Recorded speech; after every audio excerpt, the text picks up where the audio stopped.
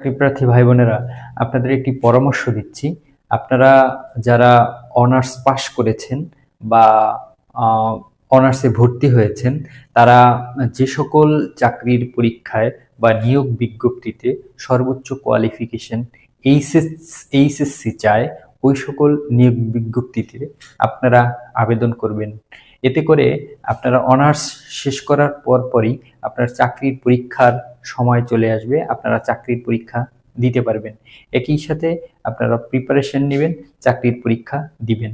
এতে আপনার অবস্থান আপনি বুঝতে পারবেন, চাকরির পরীক্ষা কীরকম হয় সেই বিষয়ে আপনি ধারণা নিতে পারবেন।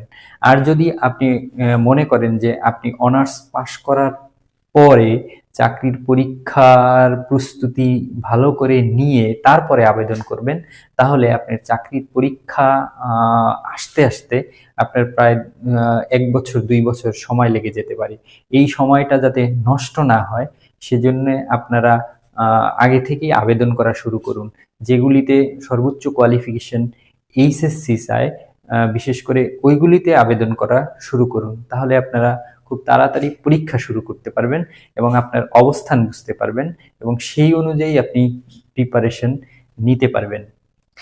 আজকের আমার এই ভিডিওটি যদি আপনাদের মনে হয় যে কারো কোনো চাকরি প্রার্থীর এটি উপকারে আসবে বা আপনার উপকারে আসবে, তাহলে বিন্দুমাত্র যদি আপনার উপকারে আসবে বলে মনে হয়, তাহলে আমার চ্যানেলটি সাবস্ক্রাইব করুন এবং শেয়ার করুন।